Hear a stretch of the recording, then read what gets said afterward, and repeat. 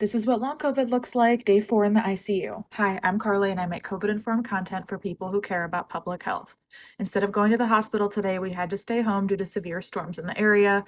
My mom didn't want us driving there with all the snow. So today we are just gonna talk. Hi. I we weren't able to make it into the hospital today because of weather. My mom spent the entire day there. She took the day off to spend there. And honestly, this day is like already weird. Um, my it's yesterday was his birthday. Today was the anniversary of the car accident he was in 17 years ago. Cool. 17 years of grief, which is so weird. I was having this conversation with my therapist, hilarious, last week about how grief has just been here. I kept talking about like grief in the future tense, like, oh, like when my dad dies, when this, like, I will grieve. And it's just kind of been here already. It's not really coming, it's kind of been here. And I always say this to my therapist, I'm like, I can't talk to my friends about this because no one just understands, like, I would just like my dad to die.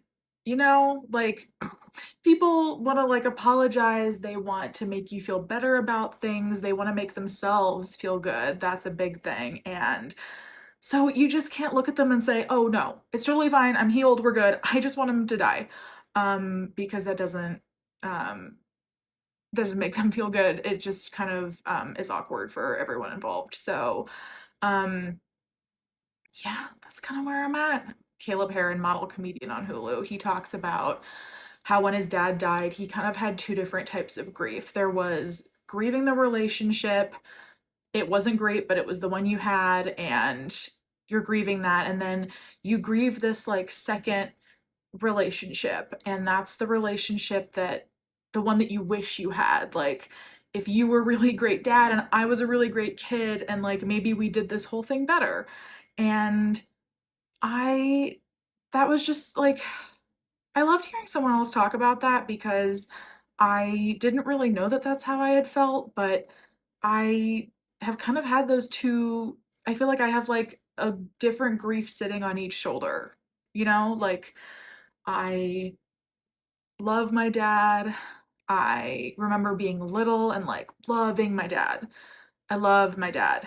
And I remember then being really angry with him for a long time. We were in Florida for his birthday in 2009.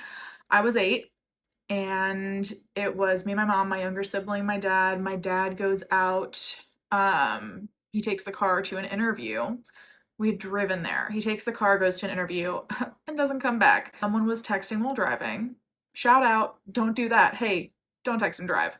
Someone was texting and driving in a construction zone and rear-ended my dad. I don't even know how to describe what it feels like. I mean, I remember after too, like we went to support groups and I just didn't mm, I didn't didn't I went to a support group, didn't feel support. Um, Went to a couple support groups, didn't feel like anyone got it. Because it's so weird. Like, how weird is that? What a weird fucking kid to be 9 and be like, I think my dad should have just died. I think that would have been easier for everyone. Yeah. Like, no.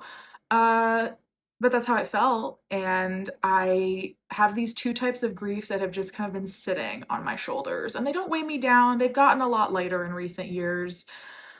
But when you're a kid, that's like a lot to carry. It felt really heavy, and now it just like I don't know how to describe it. It's just like they just exist, and they sit there, and they've kept me company for 17 years, and I am ready to not have to carry them anymore.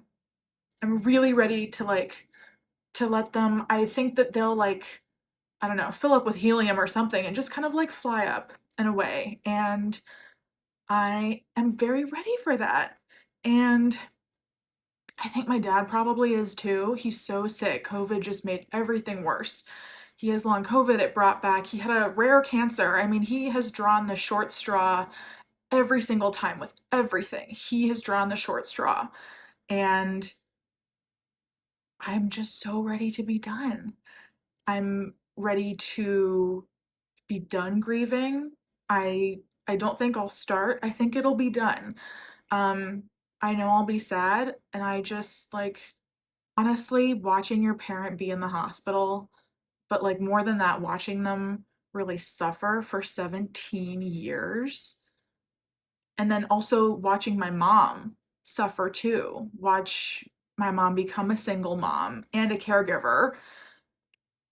When I was 8, it just like I think that grief will feel lighter. I think it will I think it'll feel free. And I want to have that kind of grief. I I want to have that type of grief that's like that feels happy. I was saying to my husband today, I said I want to skip to the part where he's died, we've done the funeral thing, like, and we're like at a meal laughing and celebrating. And I would like for my grief to become that.